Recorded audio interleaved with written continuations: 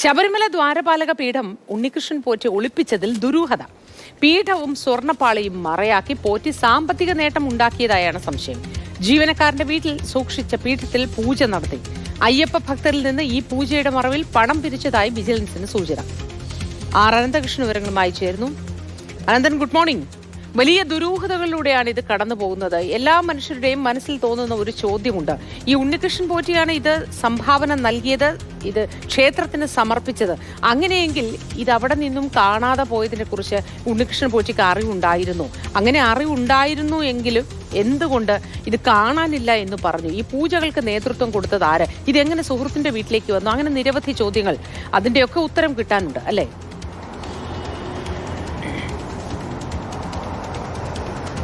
Good morning Mothi. ഈ ശബരിമല ദ്വാരപാലക ശില്പത്തിൻ്റെ പീഠങ്ങളുമായി ബന്ധപ്പെട്ട് വലിയ ദുരൂഹതകളാണ് ഉയരുന്നത്. കാരണം ഈ പീഠം കാണാനില്ല എന്ന് പറഞ്ഞത് ഉണ്ണികൃഷ്ണൻ പോറ്റിയാണ്. തുടർന്ന് ദേവസ്വം വിജിലൻസ് നടത്തിയ അന്വേഷണത്തിൽ ഈ പീഠങ്ങൾ കണ്ടെത്തിയത് ഉണ്ണികൃഷ്ണൻ പോറ്റിയുടെ സഹോദരിയുടെ തിരുവനന്തപുരത്തെ വീട്ടിൽ നിന്നാണ്. ഇന്നലെ സഹോദരിയുമായി നമ്മൾ സംസാരിച്ചിരുന്നു. സഹോദരി പറഞ്ഞത് ഈ കഴിഞ്ഞ 25-ന് മാത്രമാണ് ഈ പീഠം വീട്ടിൽ കൊണ്ടുവച്ചത് എന്നുള്ളതാണ്. അപ്പോൾ ഇത്രയും ദിവസം ഈ പീഠം മറ്റെവിടെയായിരുന്നു എന്നൊക്കെ രീതിയിലുള്ള സംശയങ്ങളാണ് ഉയരുന്നത്. അത് സംബന്ധിച്ച് ദേവസ്വം വിജിലൻസ് നടത്തിയ അന്വേഷണത്തിൽ ചില വസ്തുതകൾ ലഭിച്ചിട്ടുണ്ട്. ഈ ശബരിമലയിൽ നിന്ന് ഈ പീഠം തിരിച്ചു കൊണ്ടുവന്ന ശേഷം ഉണ്ണികൃഷ്ണൻ പോറ്റിയുടെ ജീവനക്കാരൻ്റെ വീട്ടിൽ, കോട്ടയത്തെ വീട്ടിലാണ് ഇത് സൂക്ഷിച്ചിരുന്നത്. ഈ വീട്ടിൽ സൂക്ഷിച്ചിരുന്ന കാലം അത്രയും, അതായത് ഈ വിവാദമാവുന്നത് വരെ അവിടെ പ്രത്യേക പൂജകൾ ഈ പീഠവുമായി ബന്ധപ്പെട്ട് നടത്തിയിരുന്നു എന്നാണ് ദേവസ്വം വിജിലൻസിന് ലഭിച്ചിരിക്കുന്ന വിവരം.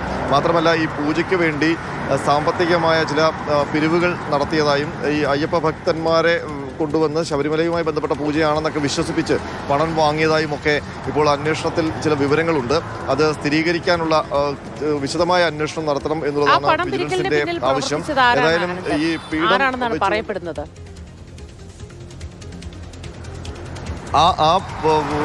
പീഠം കോട്ടയത്തെ ജീവനക്കാരൻ്റെ വീട്ടിൽ എത്തിച്ചതും അതുമായി ബന്ധപ്പെട്ട പൂജകൾ നടക്കുന്നതുമൊക്കെ ഉണ്ണികൃഷ്ണൻ പോറ്റിക്ക് വിവരമുണ്ട് എന്നുള്ളതാണ് വിജിലൻസിൻ്റെ ഇതുവരെയുള്ള അന്വേഷണത്തിൽ കണ്ടെത്തിയിരിക്കുന്നത്. മാത്രമല്ല ഈ പീഠങ്ങൾ സംബന്ധിച്ചുള്ള വിവാദം ഉയർന്നു വന്നപ്പോൾ താൻ പിടിക്കപ്പെടുമോ എന്നുള്ളൊരു ആശങ്ക ഈ ജീവനക്കാരനുണ്ടായി. അങ്ങനെയാണ് ആ ജീവനക്കാരൻ ഈ പീഠം ഉണ്ണികൃഷ്ണൻ പോറ്റിക്ക് തിരിച്ച് നൽകുന്നത്.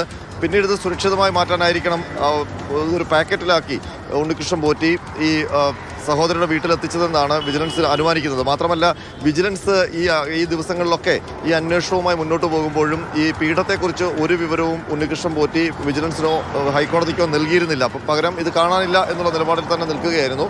ഈ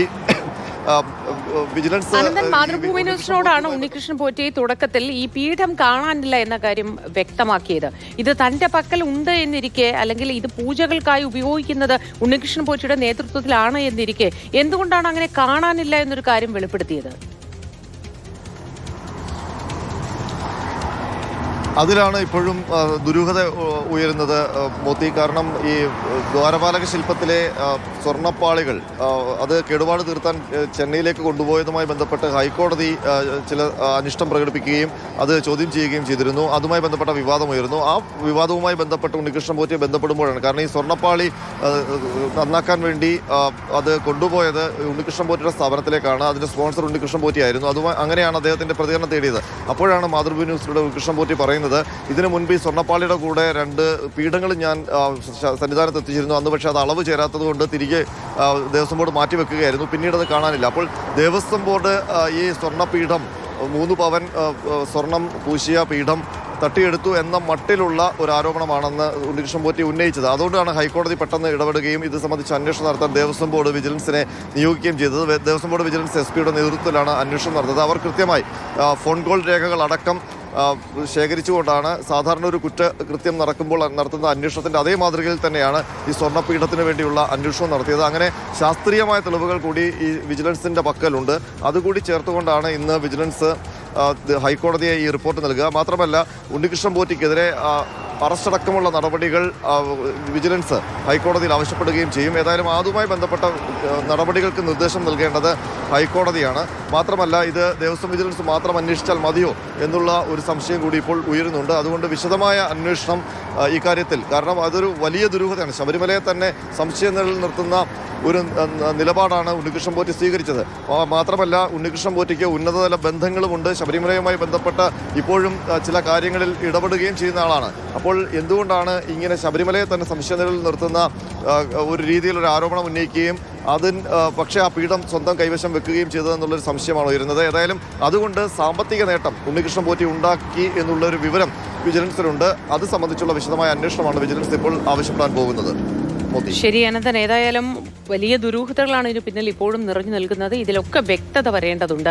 എന്തുകൊണ്ട് ഈ കാര്യങ്ങളിലൂടെ കടന്നുപോയി ഉണ്ണികൃഷ്ണൻ പോറ്റി എന്നത് വളരെ വ്യക്തമാക്കേണ്ടതുണ്ട്.